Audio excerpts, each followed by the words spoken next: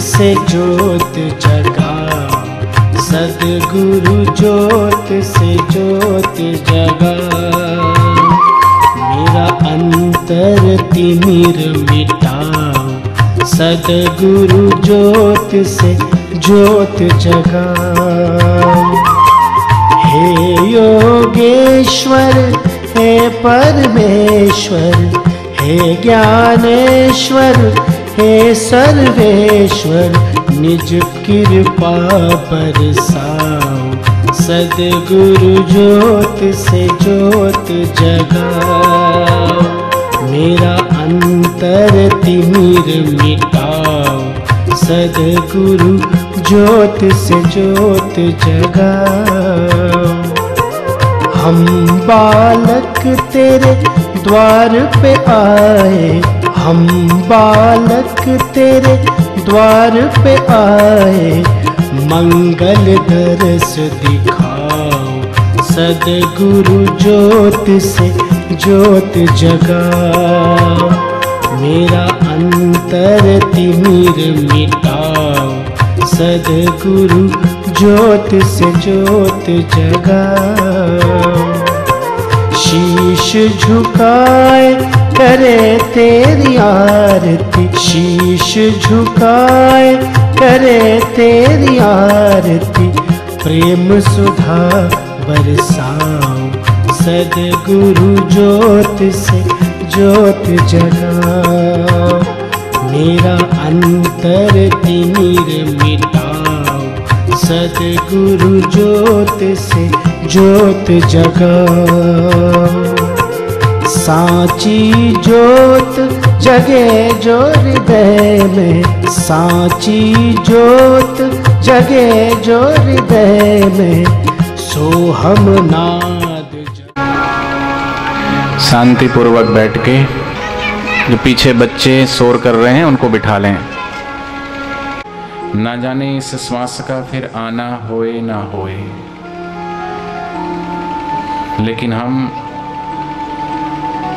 अनमोल श्वासों को यूं ही गवाए जा रहे हैं। जब तलक है जिंदगी कभी फुर्सत ना होगी काम से,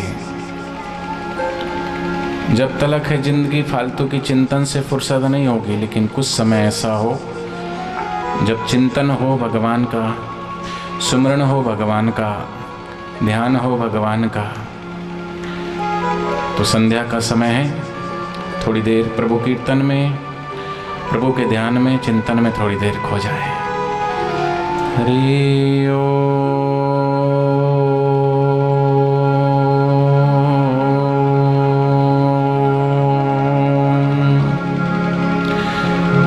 और जब तक हम भीतर नहीं जाते तब तक आनंद प्रकट नहीं होता,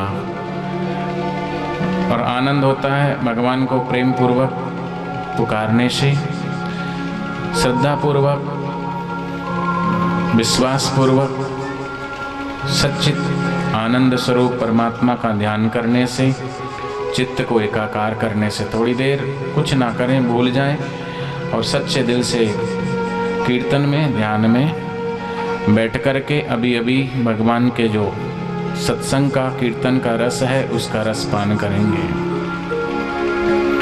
हरि ओम।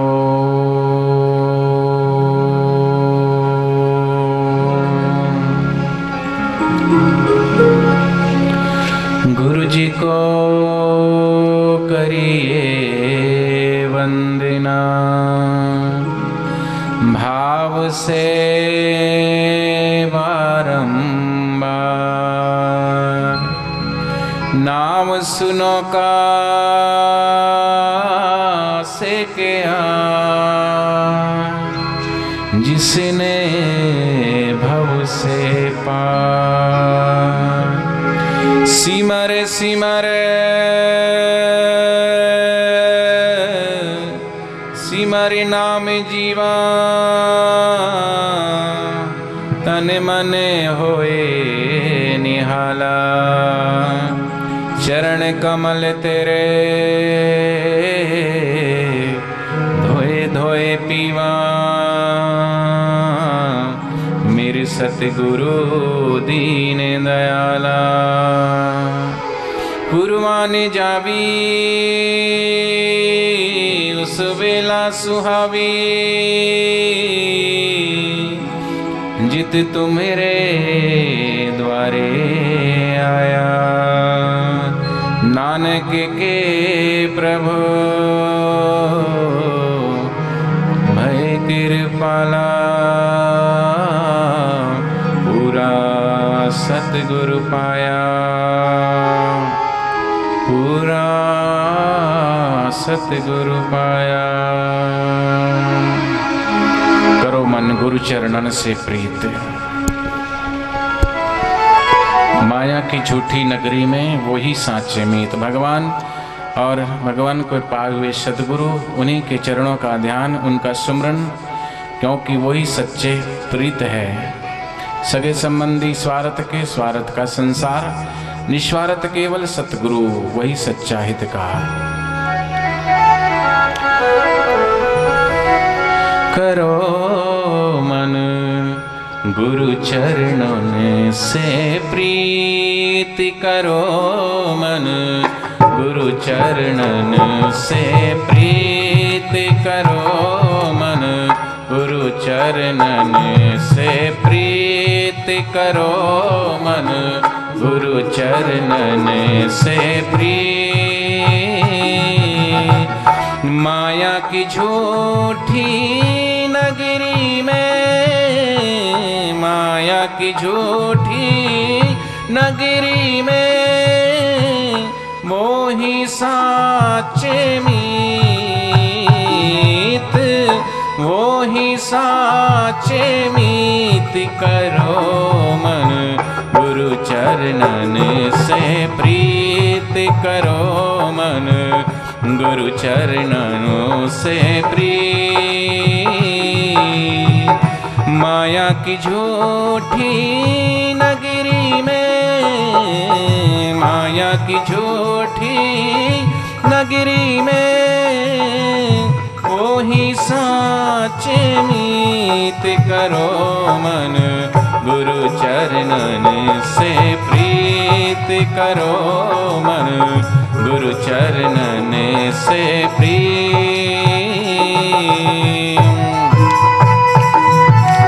दोनों हाथों से प्रभु नाम की ताली, जिह्वा से हरि नाम, हाथों से हरि नाम की ताली।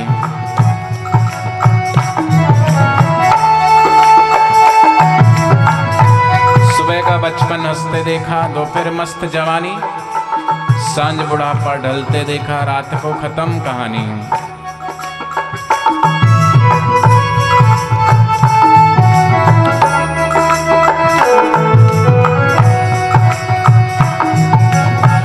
तीन पहरे निद्रा ने खाए, तीन पहरे निद्रा ने खाए, बाकी विषयों संग गवाए, बाकी विषयों संग गवाए। तीन पहरे निद्रा ने खाए, बाकी विषयों संग गवाए, बाकी विषयों संग गवाए। अंत समय रोए पछताए, अंत समय रोए पछताए, अवसर जाए बीत, अवसर जाए बीत। करो मन हरि चरणों से प्रीत, करो मन गुरु चरणों से प्रीत। माया की झूठी नगरी में, माया की झूठी नगरी में, वही साचे मीत, वही साचे मीत। करो मन गुरु चरणों से प्रीत, करो मन गुरु चरणों से प्रेम।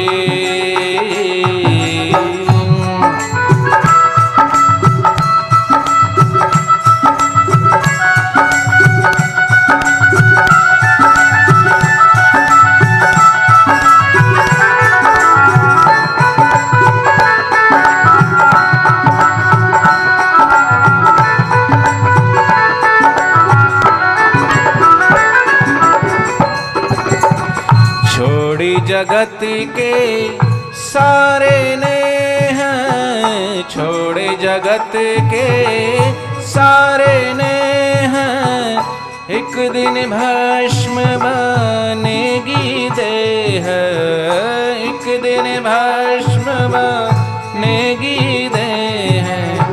छोड़ी जगत के सारे ने हैं, एक दिन भस्म बनेगी देह, एक दिन भस्म बनेगी देह। भव से पारी लगाएंगे जो, भव से पारी लगाएंगे जो, गाले उनके गीत, गाले उनके गीत। करो मन गुरु चरणों से प्रीत, करो मन गुरु चरणों से प्रीत। माया की झूठी नगरी में, माया की झूठी नगरी में, वो ही साचे मीत, वो ही साचे मीत। करो मन गुरु चरणों से प्रीत, करो मन गुरु चरणों से प्रीत।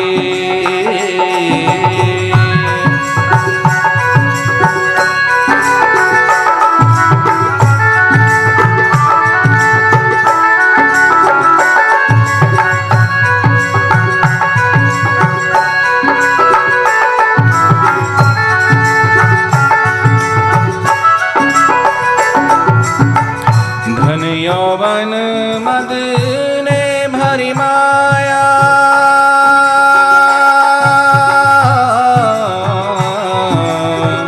धन यौवन मद ने भरी माया, पांच विकारों ने बोराया, पांच विकारों। ओ धन यौवन मद पांच विकारों ने बोराया, पांच विकारों। सतगुरु की सेवा से तेरी, सतगुरु की सेवा से तेरी, हारी बनेगी जीत, हारी बनेगी जीत। करो मन गुरु चरणों से प्रीत, करो मन गुरु चरणों से प्रीत। माया की झूठी नगरी में, माया की झूठी नगरी में, वो ही साचे मीत, वो ही साचे मीत। करो मन गुरु चरणों से प्रीत, करो मन गुरु चरणों से प्रीत।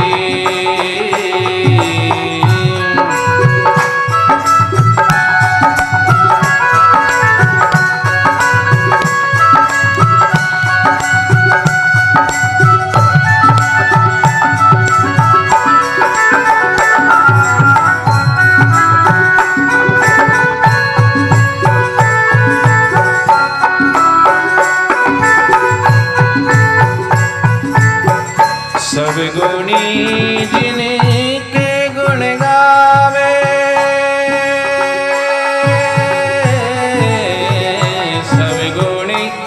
जिनके गुण गावे ब्रह्मा विष्णु शंकर ध्यावे, ब्रह्मा विष्णु शंकर ध्यावे, सब गुणी जन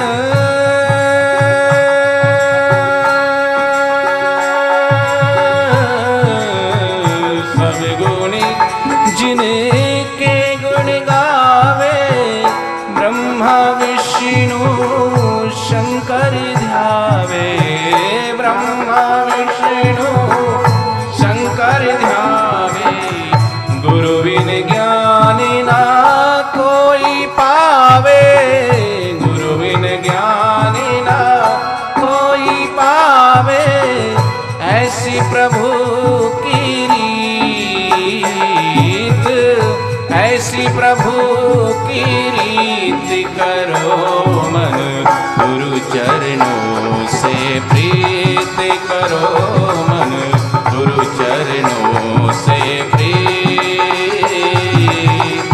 माया की झूठी नगरी में, माया की झूठी नगरी में, वो ही साचे मीत, वो ही साचे मीत करो मन, गुरु चरणों से प्रीत करो मन, गुरु चरणों से प्रीत।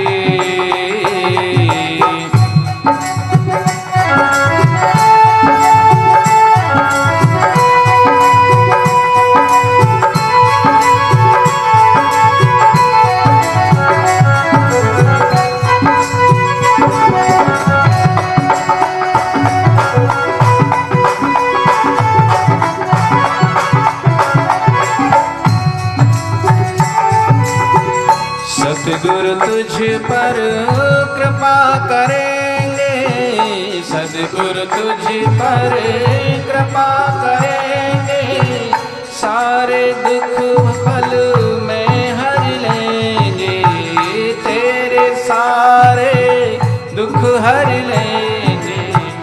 सद्गुरु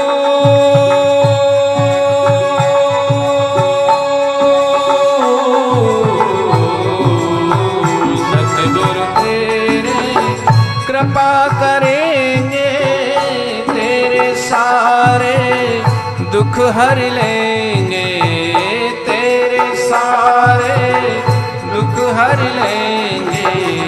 हर पल फिर तू सुन पाएगा, हर पल फिर तू सुन पाएगा, अनहद का संगीत, अनहद का संगीत करो मन, गुरु चरणों से प्रीत करो मन, गुरु चरणों से प्रीत।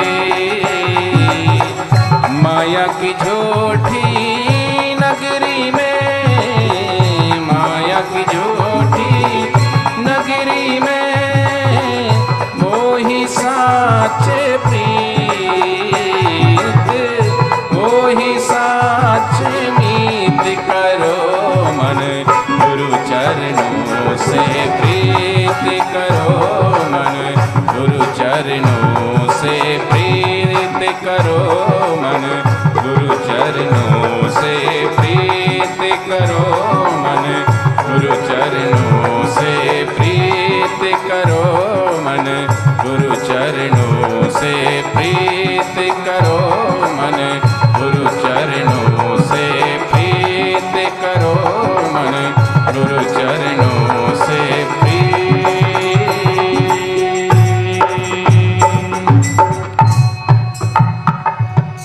कमर सीधी गर्दन सीधी, 2 मिनट संध्या की पावन बेला में भगवान के ध्यान में।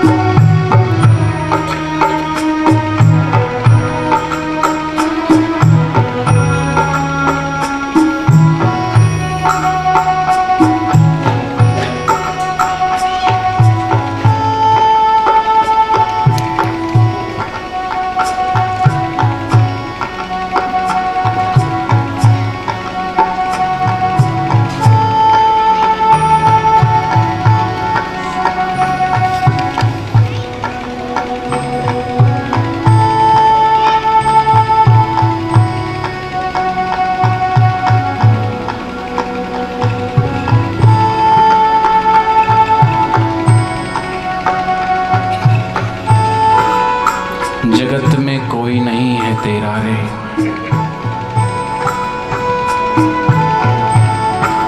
क्षण वृथा अभिमान त्याग दे रे मेरा तेरा।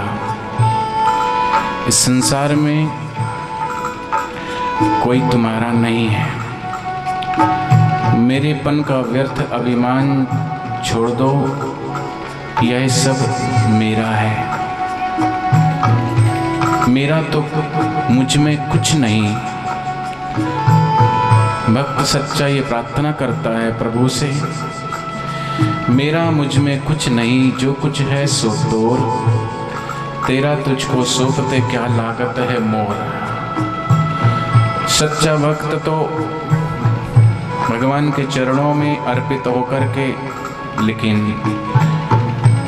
जिसको जगत सच्चा लगता है, जिसको जगत की दुनिया, संसार के रिश्ते नाते सब कुछ सच लगता है, उसके लिए भगवान कहते हैं जगत में कोई नहीं तेरा रे। अपना तो कोई है नहीं, देखा ठोक बजाए, अपना अपना क्या करे मोह भरम लगताए। अपना तो एक भगवान और एक सद्गुरु ही है, बाकी के सब संबंध एक दूसरे को काम आने के लिए गहराई में देखा जाए तो स्वार्थ से सने हैं। सगे संबंधी स्वार्थ के, स्वार्थ का संसार। हर व्यक्ति को किसी न किसी से कोई मतलब है, मतलब की दुनिया। दुनिया को दिल दे देकर देखा, मगर दिखलावे का व्यवहार मिला। स्वार्थ घटते ही प्यार घटा, दिखलावे का व्यवहार मिला। ऐसा ही दुनिया का व्यवहार है। काल करम बस जग सराय बिच खाना, डेरा डाल रे। इस सराय में सभी मुसाफिर है, रैन बसेरा। समय और कर्मों के वशीभूत होकर संसार रूपी सराय में तुमने अपना डेरा डाला है, और इस सराय में सभी मुसाफिर है। रे मन मुसाफिर, निकलना पड़ेगा, काया कोटी खाली करना पड़ेगा। जहाँ रह रहे हो, जिस घर में, जिस देह में, गेह में, एक दिन उसको भी खाली करके जाना पड़ेगा। रात भर का विश्राम करने के लिए ठहरे हैं और सुबह होते ही कूच कर जाएंगे। जैसे किसी ट्रेन में सफ़र करते हैं तो जानते हैं गहराई से कि ये सफ़र के लिए है। किसी धर्मशाला में रुकते हैं, होटल में रुकते हैं तो ये जानते हैं कि हम सुबह चले जाएंगे, ये इतने दिन बाद चले जाएंगे। ये सराय है, होटल है, धर्मशाला है। लेकिन जिस घर में रह रहे हो वो भी धर्मशाला से बड़ा नहीं है, क्योंकि वास्तविक में हमारा घर ये नहीं। संसार तेरा घर नहीं, 2-4 दिन रहना यहाँ। कर याद अपने राज्य की स्वराज निष्कंटक जहाँ। अपना वास्तविक घर भगवान का धाम, सदगुरु का धाम है, वहीं जाना है। और जब तक वो धाम हमें ना प्राप्त हो तब तक हमें ठहरना नहीं है, न किसी राह पे, न किसी घर में, न किसी धर्मशाला में। इसलिए जिस तन को तू सदा सवारे सांझ सवेरा, एक दिन मरघट पड़े भस्म कर होकर डेरा। जिस शरीर को हम हमेशा सुबह शाम सजाते हैं, संवारते हैं, एक दिन शमशान घाट में जलकर राख का ढेर हो जाएगा। मात पिता भ्राता सुत बांधव नारी चेरा, अंत न होए साहे काल सब देवे घेरा। जब काल आकर घेर लेगा तब अंत समय में माँ बाप भाई बेटा बंधु बांधव और पत्नी आदि भी कोई सहायता के लिए ही नहीं आगे बढ़ेगा। जिनके हम बिगड़ रह नहीं सकते, जिनकी याद में सुबह से शाम दिन भर जीवन भर हम बिताते हैं, जिनके संग वो भी छोड़ देंगे। जग सारा भोग सदा कारण दुख केरा, जग का सारा भोग सदा कारण दुख का केरा। भज मन हरि का नाम पार हो जल वेरा। इस संसार के सारे भोग पदार्थ सदा दुख देने वाले ही हैं। अतः हे मन, प्रभु के नाम का स्मरण कर, तभी तू संसार रूपी सागर में अपनी जीवन नौका को पार लगा पाएगा। भक्त दीन दयालु कहते हैं, दीन दयालु भक्त वत्सल हरि मालिक तेरा। दीन होके उनके चरणों में आके लगा ले डेरा। एक समर्पित भाव से, श्रद्धा से, विश्वास से, भाव से दीन दयालु जी कहते कि भक्त वत्सल प्रभु ही तेरे सच्चे मालिक है, अतः उनके ही चरणों में दीन होकर जाओ और अपना डेरा जमा लो। क्योंकि हम दीन हैं तो वो दीना बंधु है, इसलिए अपनी जीवन रूपी डोर, जीवन रूपी नौका को पार लगाने वाले वही सच्चे सद्गुरु और ईश्वर है। इसलिए सुबह का बचपन हंसते देखा, दोपहर मस्त जवानी, सांझ बुढ़ापा ढलते देखा, रात को खत्म कहानी। जैसे जीवन को ये सी सी सी सी आवाज कैसे आती है? जीवन को जैसे हम दिन को भी 4 संध्याओं में बांटते हैं, 1 पहर, 2 पहर, 3 पहर, 4 पहर का दिन और 4 पहर की रात होती है। हम आयुष्य को भी 100 वर्षों में विभाजित करते हैं। भगवान ने, परमात्मा ने शतम विहाय भोक्तम, अर्थात 100 वर्षों तक ये जीव को जीवन ज़्यादा भी जी सकता है, लेकिन कम से कम आयु 100 वर्ष। ऐसे ही जीवन को 4 चरणों में विभाजित करके ऋषियों ने, मुनियों ने खोज की, और चारों चरणों में क्या इको थोड़ा कम कर भाई।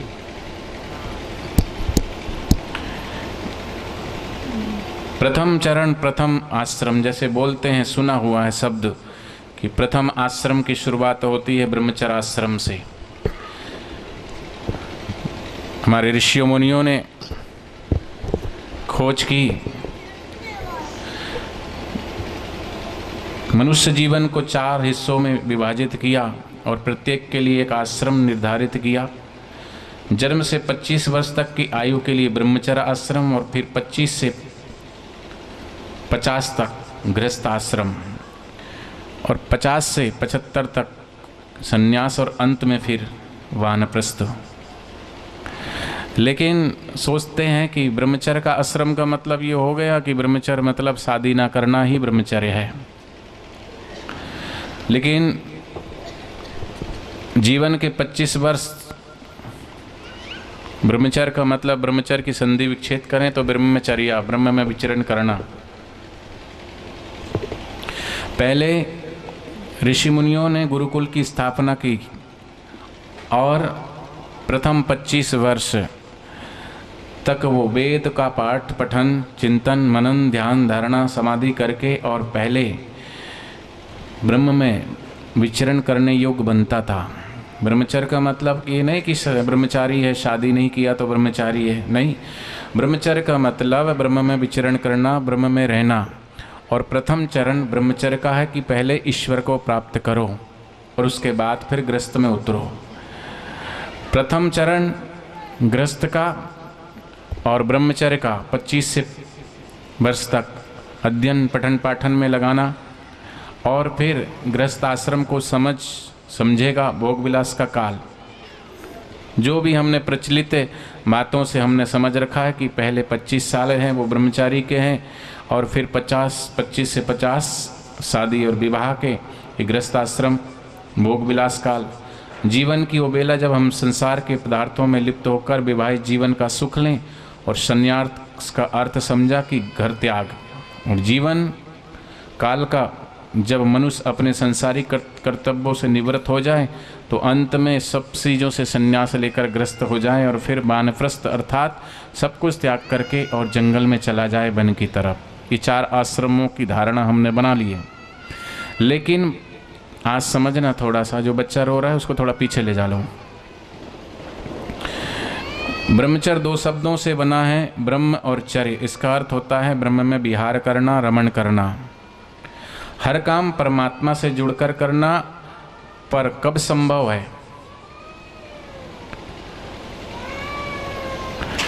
तभी संभव है जब हम ब्रह्म परमात्मा से परिचय होगा, तभी ब्रह्म में विचरण होगा।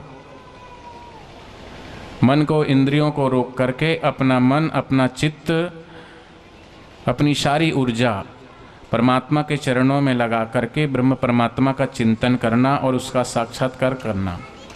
लेकिन हमने अपना साक्षात्कार किया नहीं, तो जिन्होंने साक्षात्कार किया वो एक केवल सद्गुरु हैं, और उनको सद्गुरु ही एक शिष्य को वो ब्रह्मचर्य की उपाधि अर्थात ब्रह्म में स्थित कर सकते हैं। तो प्राचीन काल में छोटे बच्चों को ही गुरुकुलों में भेजने का प्रावधान था, जहां गुरु के सानिध्य में बच्चे केवल शिक्षा ग्रहण करते थे, बल्कि शिक्षा के साथ दीक्षा। तो पहले जीवन में दीक्षा बताई है, दीक्षा होगी, दीक्षा के बाद फिर शिक्षा। लेकिन आजकल उल्टा हो गया है, दीक्षा हो ना हो शिक्षा हो। शिक्षा कौन सी? पेट पालने वाली। पढ़ेंगे लिखेंगे तो फिर हम उसमें फिर देखते हैं क्या पढ़ाएं बच्चे को, किस चीज़ में ज़्यादा कमाई है। वकील बनेगा, वकील में ज़्यादा कमाई है कि डॉक्टर में ज़्यादा कमाई है कि इंजीनियर में ज़्यादा कमाई है? क्या सब्जेक्ट दें बच्चों को बड़ा हो करके और ज़्यादा से ज़्यादा पैसे कमाएं? तो पहले शिक्षा हो रही है। शिक्षा पढ़ करके वैज्ञानिक बनते हैं, वैज्ञानिक फिर आविष्कार करते हैं, वही बम विस्फोटक सामान बनाते हैं, वही विनाशक विध्वंस करने वाली चीज़ों का निर्माण करते हैं। लेकिन जिसके जीवन में दीक्षा होती है तो दीक्षा वाला पहले सोचता है, क्योंकि दीक्षा से ही सही दिशा मिलती है, और जिसको सही दिशा नहीं मिलती तो फिर वो अनर्थकारी चीज़ों का निर्माण करेगा। तो बच्चों को आध्यात्म के गूढ़ वैराग्यपूर्ण विषयों से दूर रखना। कई लोग बोलते हैं ना कि भाई सत्संग में जाओ तो बच्चों का क्या काम, छोड़ो छोड़ो बच्चों को मत ले जाओ, या बच्चों को लाए तो जैसे अभी यहाँ छोड़ दिए जाओ, तुम पीछे खेलो। बोले उनको थोड़ी समझ में आएगा, तुमसे ज़्यादा समझ आ सकता है उनको, तुमसे ज़्यादा अच्छे से ग्रहण कर सकते हैं। जो उनके भीतर विलक्षण शक्ति है, विलक्षण इच्छा है, वो हर चीज़, लेकिन वो अगर शांति से बैठ जाएं, उनको संस्कार मिल जाएं, तो जो संस्कार हम में नहीं आ सकते जल्दी से, वो बच्चों में आ सकते हैं।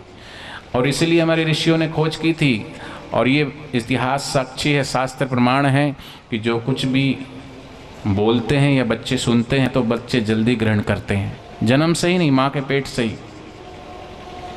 क्योंकि बच्चों के अंदर राग नहीं है, छल नहीं है, द्वेष नहीं है, काम नहीं है, अभी वो कोरी स्लेट है। इसलिए बच्चों को कई बार बोलते हैं कि भाई अभी तो ये पढ़ने लिखने की उम्र है, खेलने कूदने की उम्र है, लेकिन पहले शास्त्रों में ये दीक्षा पहले दिलाते थे। 6 साल का बच्चा हो, मुंडन संस्कार जनेऊ करके और गुरु से दीक्षा दिला करके गुरुकुलों में भेजते थे। और बच्चों को सत्संग में भी अगर लाएं तो बच्चे शांति से बैठे तो जाने अनजाने उनके अंदर वो संस्कार पड़ते हैं। जब कयादू के पेट में प्रहलाद था तो उसको भी संस्कार पड़े माँ के गर्भ में। जब अष्टावक्र थे उनको भी माँ के पेट में ही ज्ञान हो गया, ज्ञानी होकर पैदा हुए। और उत्तरा के गर्भ में अभिमन्यु था तो अभिमन्यु ने पेट में ही चक्रव्यूह की रचना के बारे में कैसे घुसा जाता है, और फिर उत्तरा को नींद आ गई तो घुस कर के बाहर कैसे निकला जाता वो नहीं सीखा। तो कहने का मतलब है कि बच्चों को भी, अपने छोटे बच्चों को बचपन से ही अगर संस्कार दें। अभी पिछली बार जहाँ सत्संग था, यहाँ सेक्टर 16 में ही पीछे, तो सत्संग ख़त्म हुआ, मैं अंदर गया तो एक छोटा सा बच्चा को वो ले आया इतना बड़ा, और उसकी गर्दन पकड़ करके और उसको बोले तू पैर छू जल्दी से। पैर छूता क्यों? छू, पैर छू।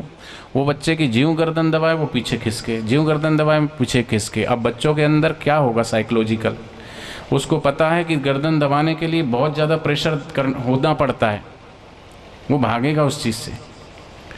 मैंने बोला आपके पिताजी आपके पास खड़े हैं, आप पहले उनके पैर छुओ ना, कैसे छुआ जाता है, पैर छुओ तो बच्चा देखेगा तभी छुएगा।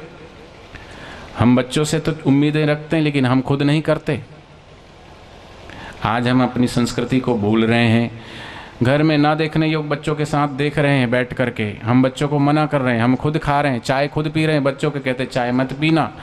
खुद लोग धूम्रपान करते हैं और अपने बच्चों को कहते धूम्रपान से दूर रहा करो।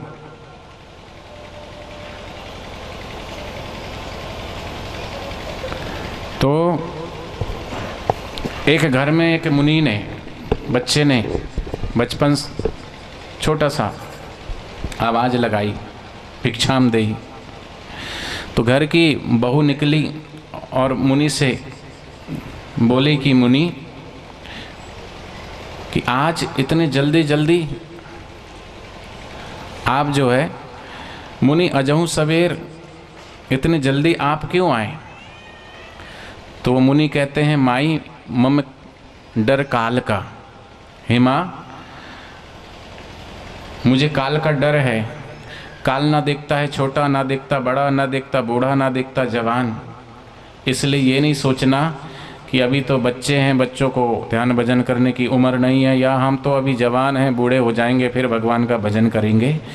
वो नन्हा सा बच्चा भी जानता है कि माँ अजहू सवेर इतने जल्दी कैसे आ गए, अर्थात भोर भोर में ही, अर्थात भोर नहीं थी वैसे तो, दोपहर के 12 बज रहे थे, लेकिन इसमें गूढ़ रहस्य छुपा हुआ था।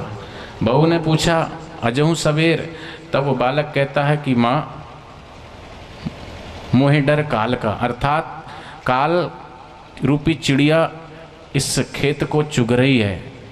इस श्वासोश्वास की जो खेती है इसको काल रूपी चिड़िया चुग रही है और पता नहीं है। तो बहू का उत्तर पाकर उसकी मुनि की आवाज़ सुनी तो प्रसन्न हुई, सत्संगी थी। मुनि से कहने लगे कि मैं क्या सेवा करूं? तो मुनि ने पूछा तुम घर किया आचार, अर्थात तुम्हारे घर का आचार विचार कैसा है? और बहू ने जवाब दिया कि मम घर वासी खात। ये सब ऋषि की और मुनि की बात और बहू की बात उसकी सास और उसके जो ससुर थे वो सुन रहे थे। सास ने सोचा कि ये बुद्धि खराब हो गई है बहू की। सुबह सुबह ऋषि आए, ऋषि ने पहले पूछा कि ऋषि से पूछते हैं कि आज सुबह सुबह आ गए। तो पहली बात तो अभी 12 बज रहे, सुबह नहीं है। और दूसरी बात ये कहते हैं कि मम क्या आचार, तो मम घर बासी खात, अर्थात पहले तो इसका दिमाग खराब हो गया कि सुबह को 12 बजे बता रही है, और दूसरी बात ये कह रही है कि हमारे घर में बासा खाते हैं। मन ही मन सोच रही है कि आने दो आज बच्चे को, लड़के को आने दो, बराबर इसकी खबर में लिवाती हूँ। कईयों की आदत होती ना कि घर में बेटा तो चला गया दुकान और सास और बहू घर में, तो ऑडिट होती रहती है, इसने क्या किया, इसने क्या किया, इसने क्या किया, पूरी लिस्ट बनाते रहती। आने दो लड़के को, फिर लगाऊंगी शिकायत। जैसे ही लड़का घर में आता है तो पानी तो बाद में पूछेंगे, शिकायत पहले, शिकायत रूपी गिलास पहले आगे रख देंगे। आज इसने मेरे को ये कहा, इसकी हिम्मत ये हो गई, मैं तो मर गई, मेरे तो सब कुछ गया, मैंने तो अब तुमको ही सब कुछ माना था, तुम ही तो मेरे धन थे, एक ही तो मेरा लड़का था।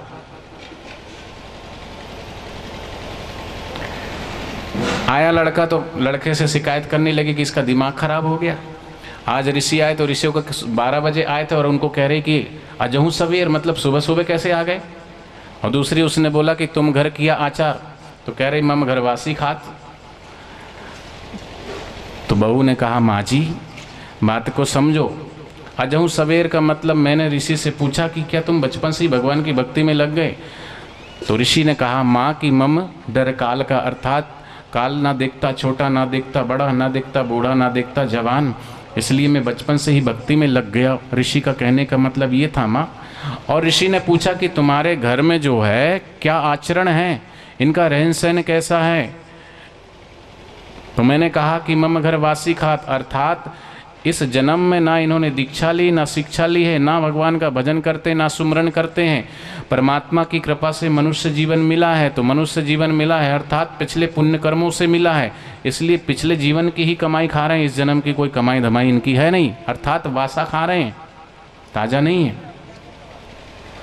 पिछले पूर्व के कर्मों से मनुष्य जीवन मिला है तो उसकी कमाई हम खा रहे हैं। सुबह खाओ पियो और ऐश करो।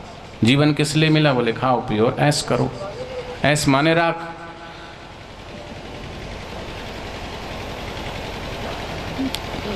तो काल के हाथ में तीर कमान, ना देखे बच्चा, ना बूढ़ा, ना जवान। अतः इसी उम्र में मैंने भक्ति का मार्ग पर कदम रखा माँ, और जीवन लक्ष्य की ओर बढ़ चला हूँ।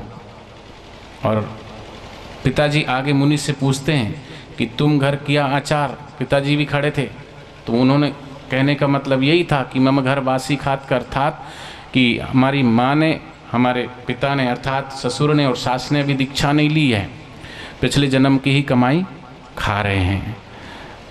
और कहने का भाव है कि मनुष्य जीवन हमें परमात्मा की भक्ति के लिए मिला है और इसके रहते रहते हम प्रभु के नाम की सच्ची कमाई कर लेनी चाहिए और किसी विशेष अवस्था का इंतजार नहीं करना चाहिए कि चलो अभी बच्चे छोटे हैं, थोड़े बड़े हो जाएंगे फिर भगवान का भजन करेंगे, चलो अभी बच्चे की शादी हो जाए फिर अपने निवृत्त, अभी तो बड़ी टेंशन है कैसे होगा, ये होगा वो होगा। लेकिन अनहोनी होनी नहीं होनी होए सो होए, जाको राखे साइया मार सके ना खोए, सुनहि भरत भावी प्रबल, सुनहु कनहु कहूँ मुनिनाथ, जीवन मरण यश अपयश सब विधि के हाथ है। जीना मरना सुख दुख लाभ हानि यश अपयश सब विधि के हाथ में है। तो जे वेला बखतु विचारिया ताकित वेला भगति होई। ये गुरु अमरदास जी कहते हैं कि अगर तुम किसी वेला का इंतजार करते हो तो भक्ति करने की कौन सी वेला है। बाल्यकाल तो खेल में बीत जाती है, बाल अवस्था खेल आसक्ता, तरुण अवस्था संसारिक धंधों में विषयों में हो जाता है, तरुण अवस्था लोके रखता और वृद्धावस्था चिंताओं में व्यतीत हो जाती है और वृद्धावस्था चिंतामग्न। ईश्वर की तो कभी याद आती ही नहीं है। सुबह का बचपन हंसते देखा, दोपहर मस्त जवानी, सांझ बुढ़ापा ढलते देखा, रात को खत्म कहानी। तो ईश ध्याने कोपी न लगना, अर्थात हमारे संत महापुरुषों ने ब्रह्मचर्य आश्रम की शुरुआत की ताकि बचपन से मनुष्य आध्यात्मिक गुण रोप दिए जाएं और इसे ब्रह्म के जुड़े रह कर के ब्रह्म का चिंतन करते हुए ही और परमात्मा का ध्यान करें। और इसका मनोवैज्ञानिक कारण भी है कि बच्चों के मन में कोरे कपड़े की तरह होता है और इसे आसानी से किसी भी रंग में रंग दो। बोले अभी छोटे बच्चे, अभी थोड़ी क्या करना है, तुम घर में अभी तो गैस जलाते हैं, पहले जो लोग चूल्हा जलाते थे तो वो कैसे जलाते थे चूल्हा, पहले छोटी छोटी छोटी लकड़ियों को, छोटी लकड़ी पहले रखते हैं और उसमें आग लगाते हैं, फिर बड़ी लकड़ी। अर्थात बचपन से ही बच्चों के अंदर अगर वो संस्कार आ जाए, इसलिए ऋषि मुनियों ने खोज की थी पहला आश्रम ये ब्रह्मचर्य आश्रम। ब्रह्मचर्य का मतलब खाली शादी करना ही नहीं होता कि परमात्मा का ध्यान, उसमें चिंतन, उसमें मनन करना। दूसरा आश्रम आता है गृहस्थ आश्रम। गृहस्थ आश्रम का मतलब लोग समझते हैं कि शादी करना ही गृहस्थ आश्रम होता है, शादी कर ली बोले हम तो गृहस्थी हैं। लेकिन गृहस्थ आश्रम में देखें तो गृहस्थ का अर्थात होता है गृह में स्थित होना, गृह में स्थित होना, निज घर में वास करना। तो यहाँ प्रश्न उठता कि हमारा निज घर कौन सा है। निज घर हम जो अपने घर को ही घर समझ लेते हैं, लेकिन संत ऋषि कहते हैं संसार तेरा घर नहीं, 2-4 दिन रहना यहाँ, कर याद अपने राज्य की निष्कंटक, जहाँ अपनी आत्मा का वास्तविक धाम परमात्मा का घर है और वही हमारा वास है, लेकिन हम इसको अपना घर समझ लगते हैं। तो गृहस्थ में स्थित होना, गृह में वास करना, अर्थात अपनी आत्मा में निवास करना और अपनी आत्मा को जानना ही गृहस्थ में प्रवेश करना है। ईंट गारे और चूने से बने मकान की बात करते हैं, दरअसल निज घर से तो उनका तात्पर्य हमारा अंतःकरण, अंतर हृदय, जिसकी महिमा गान करते हुए गुरु नानक देव जी कहते हैं, पंच शबद धुनिकार धुनितः बाजे शबद निषाड़ू। यह ऐसा अलौकिक घर है जहाँ दिन रात 5 तरह के अनहद नाद बज रहे हैं। कौन से? दीप लोह पाताल तह खंड मंडल हैरानू, यह अपने हृदय में बज रहा है। और ऐसा दीपक जल रहा है जिनके अंतर प्रकाश को देखकर खंड मंडल भी हैरान है। उलटी कमलो अमृति भरिया इहु मन कतहु न जाई। हमारे भीतर सहस्त्रदल कमल है, जैसे बाहरी कमल का फूल सूर्य प्रकाश पाकर खिलता है, उसी प्रकार जब हम भीतर प्रकाश होता है हमारे, तो हम सहस्त्र दमल से हमारा हृदय भी खिल उठता है और इस अमृत की रसधार फूट पड़ती है। और नानक देव जी कहते हैं, अजपा जानू ना विसरे आदि जुगाती समाई, अर्थात अजपा जाप निरंतर हमारे अंतर हृदय में चल रहा है और अजपा जाप अर्थात परमात्मा का सच्चा नाम जो शब्दों में व्यक्त नहीं किया जा सकता वह केवल श्वासों में ही चलता हुआ अनुभव महसूस किया जा सकता है। इसलिए कहा, माला श्वासोश्वास की भगत जगत के बीच, जो फेरे सो गुरुमुखी ना फेरे सो नीच। हर श्वास में परमात्मा का नाम, सो और हम की ध्वनि अजपा जाप सबके भीतर चल रहा है। लेकिन हम तो इतने बाहर के शोर में, बाहर के हापाधापी में, बाहर इतना दौड़ते रहते हैं कि जैसे घर में दीवार घड़ी लगी है लेकिन उसकी टिक टिक की आवाज़ रात को ही सुनाई पड़ती, दिन में नहीं, क्योंकि शोर बहुत होता है। ऐसे ही कभी कभार सत्संग में बैठ के थोड़ा ध्यानस्थ होके और माला श्वासोश्वास में जुड़ करके देखें तो हम अपने इस आंतरिक घर में प्रवेश कब कर पाते हैं, उसका उत्तर भी गुरु नानक देव जी अपने शब्द में देते हैं। सभी सखियां पंचे मिले, गुरुमुख निज घर वासु। अर्थात एक गुरुमुख ही इस घर में वास कर पाता है और गुरु की कृपा से ही जब हमें ब्रह्म ज्ञान मिलता है तब हम इस घर में स्थित हो पाते हैं, इसकी अलौकिक दौलत का लाभ उठा पाते हैं। अभी तो हम सोचते, गृहस्थ का समझना मतलब क्या होता है। गृहस्थ का मतलब यही नहीं होता कि शादी हो गए तो आप गृहस्थी हो गए। हम तो गृहस्थी हैं जी, बाल बच्चेदार हैं जी, शादी हो गई तो गृहस्थी। ग्रह का मतलब ये नहीं होता। ग्रह का मतलब ग्रह में वास करना, जो नानक जी बता रहे हैं। तो महापुरुष कहते हैं कि इस ज्ञान की प्राप्ति के बाद ही आत्मा सच्चे अर्थों में सुहागिन होती है और उसका विवाह होता है। और वही बात नानक जी कह रहे हैं, अमरदास जी कह रहे हैं, संत सभी कहते हैं, मीराबाई भी कह रही, कबीरदास जी भी कह रहे हैं। मीराबाई कहते हैं, माए मैं ससुराल नहीं जाऊंगी। अर्थात देह का नहीं, आत्मा का ससुराल कौन सा है और आत्मा का पीहर कौन सा है, उसकी बात हो रही है। तो नानक देव जी कहते हैं कि परमात्मा रूपी परम पुरुष से मिलन व संगम कब होता है। नानक सदा सुहागणी जिन ज्योति ज्योति समाई।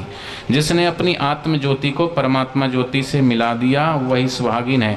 और गुरु अमरदास जी कहते हैं, बिहाओ होया मेरे बाबूला, गुरुमुखे हरि पाइया, अकाल मूर्त बर पाइया, अविनाशी न कदे मरे न जाइया। अर्थात हे बाबुल, अब मेरा विवाह हो गया और मैंने गुरु कृपा से शाश्वत बर को पाया है। शाश्वत बर जो कभी मरता नहीं है, हरि को पा लिया और वह वर अविनाशी है, न कभी मरता है न कभी जन्मता। और इसे पाकर मेरी आत्मा आज फिर से चिर सुहागिन हो गई है। चिर सुहागिन वही हो सकता है जिसने अपनी आत्मा अर्थात परमात्मा से जिसका विवाह हो गया है, वही उसका वास्तविक। और मीराबाई ने भी अपनी बातों में बुलंद शब्दों में कहा, ऐसे वर को क्या मरूं जो जन्मे और मर जाई, बर वरियो गोपाल जी मारो चुड़लो अमर हो जाई। अर्थात ऐसे वर को क्या मरूं जो जन्मे और मर जाए, मैं तो ऐसे वर को मरूं मेरे चुड़लो अमर हो जाए। अर्थात ऐसे वर को क्या भरूं, जन्मता है और मरता है, ऐसे को वर्ण करूंगा जो अविनाशी है ताकि सदा के लिए वो सुहागिन हो जाए।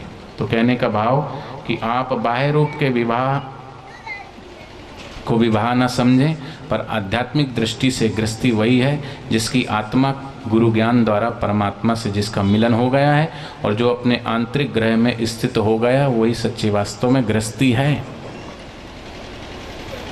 और फिर तीसरा आता है संन्यास आश्रम। वह जीवन का तीसरा आश्रम। अक्सर हम इसका मतलब ले लेते हैं कि घर छोड़ देना, लंबी जटाएं रख लेना, गेरुए वस्त्र पहन लेना, तीर्थों में विचरण करना। और हमारे पुरुषों ने इसे वास्तविक संन्यास नहीं कहा। संन्यास तो मन की एक अवस्था का नाम है। मनुष्य के जीवन अनेकों उतार चढ़ाव, दिन भर द्वंद्व में, अभी यहाँ भी बैठे हैं ना तो द्वंद्व में जी रहे हैं, द्वंद्व में बैठे हैं। हरि ओम। कई लोगों की आदत होती, सत्संग में आएंगे वहाँ भी गप्पे सप्पे शुरू कर देंगे, लेकिन उनको